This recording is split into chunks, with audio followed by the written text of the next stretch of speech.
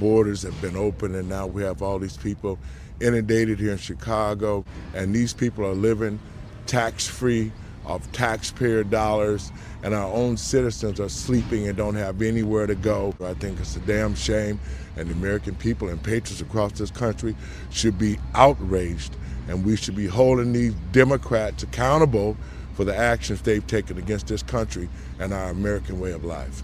Trump was good for the black community as we know of it. We wasn't begging nobody for nothing. We was well respected in the world, and now we're the laughing stock of the world. We have no morals and values, and the American people deserve better. We deserve a president like Donald Trump. And by the way, Democrats, as a pastor and a true man of God, it is my job to make sure that we get God-fearing people in office. You will not come to Chicago and you will not celebrate the things that you've done. You've spit in the black community's face.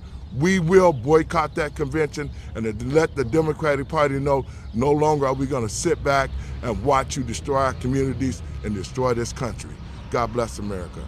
What's going on, everybody? I appreciate you guys pulling up, man. I wanted to show this because this is a clip from a while back, but I want to fast forward real fast. Hit the like button, share the video, subscribe to the channel, because what transpired and what the people out in Chicago was discussing way back when, and people like Brandon Johnson and Democrats, they said that, oh man, these folks don't know what they're talking about, they're lying, so forth and so on. I want you guys to check this clip out right here. How do you feel about the migrant crisis, Miss Camille? I don't have anything against anyone. I believe that here on American soil in Chicago, Illinois, our people should come first, period. And as the other ones come along, they could come along, get along, fit in where they get in, but we should be the #1 priority to the government of Chicago, the government of Cook County, and the government of the state of Illinois, hands down. That's the way I feel about it. Brandon Johnson said he invested $2.6 billion on the South Side. Have you seen it? Not a dime. I've seen boarded up places. I've seen closed businesses. So where did he put it on the South Side? Because everything, we don't have nothing but a Family Dollar. That's all we have. And Save-A-Lot down the street closed. That's all we have. No Walmarts, no Targets, no.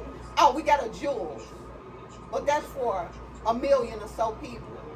So where did he invest it? What did he invest in? I'm searching for it. I just want to know maybe if you saw it. Yeah. Hey, shout out to Chicago Flips Red. Shout out to Miss Danielle. I know she's running for City of Chicago mayor. Y'all make sure if you're out there in the Chicago area, you got to go and support these folks, man. Support these brothers and sisters, man, because Chicago has been ran by Democrats for over 100 years. It's been one party rule in that daggone city for a very long time. And now you see what's happening, in a lot of these liberal places. They're becoming unlivable metropolises. That's pretty much what's happening.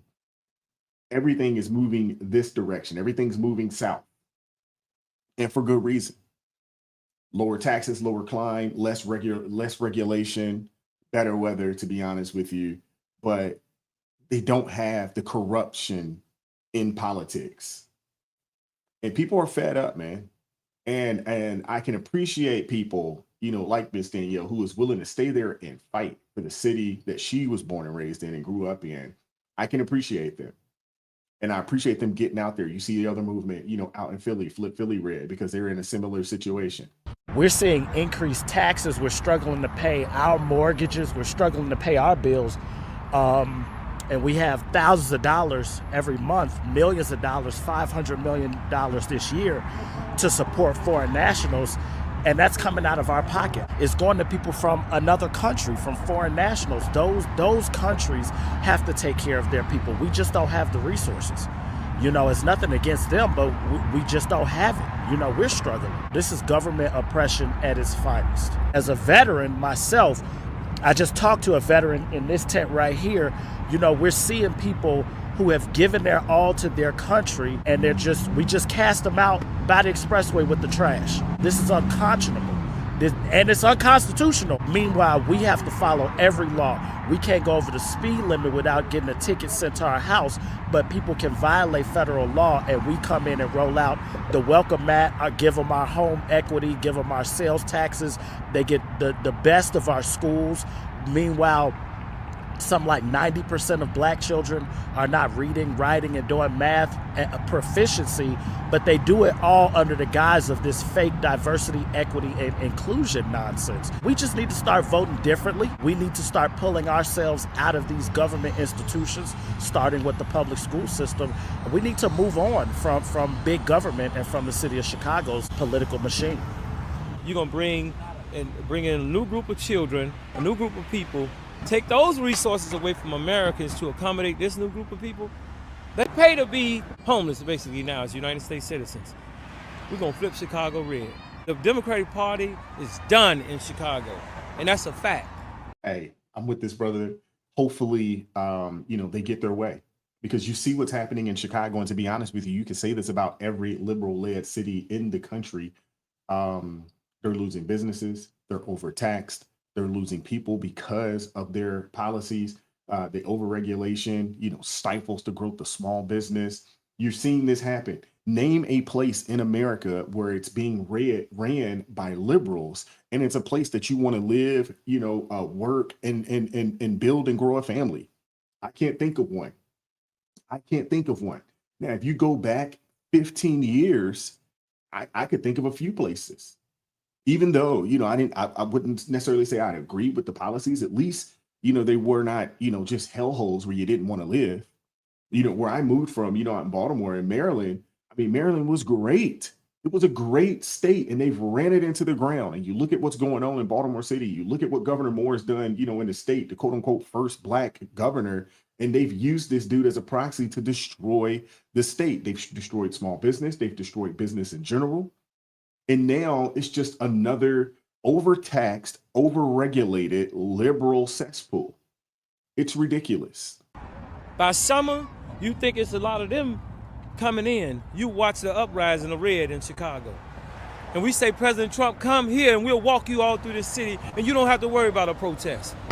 We send a message to the Democratic Party. The juggernaut that is demolishing the weaponization of law enforcement and bringing it to places like Chicago. When I was there today with Todd, we learned that the Chicago city streets have 110,000 gang members. That's right. You heard me right. They had 1,200 shootings this year alone, 360 homicides. When politicians choose to side with those metrics and not their citizenry, thank God we have President Trump and this Department of Justice and this FBI going in there and crushing violent crime. And President Trump sent us into these cities quietly to set the stage, to set up for the National Guard, to see the success that we saw in Washington, D.C., in Memphis. The FBI has been leading the charge in every single one of these streets because we know how to gather ground-level intelligence, and we know how to put handcuffs on the bad guys, and we know that we have the backing of this administration. And most importantly, the agents at the FBI know that they have the backing of the American people and their government. Did y'all hear those numbers?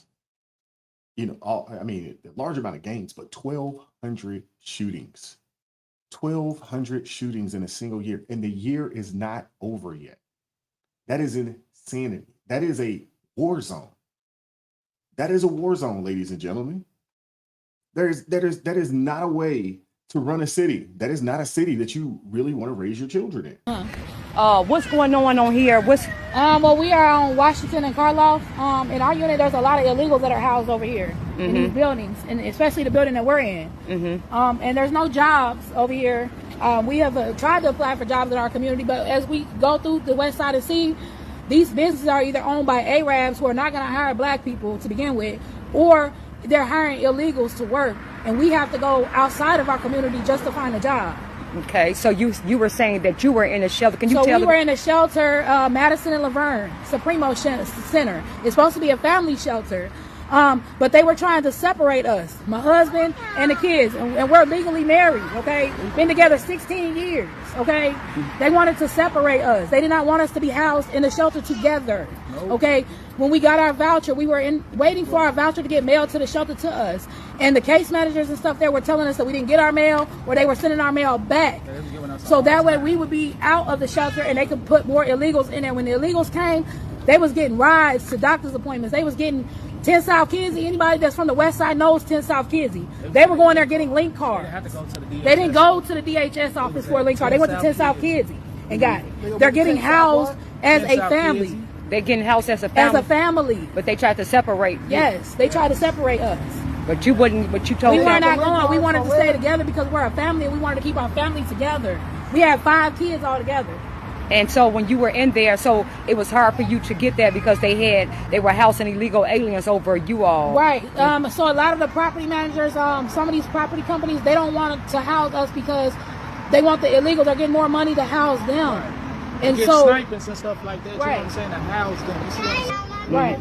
So, and you were in the building, and you said in this building it's more illegal aliens. Well, I just saw a couple, but you're saying that mostly it's them up in this building when you all can't even find housing for you all. We had a hard time securing housing. Ain't that sad? Now you got American citizens, a family, husband, wife, they have 5 kids, that are in need.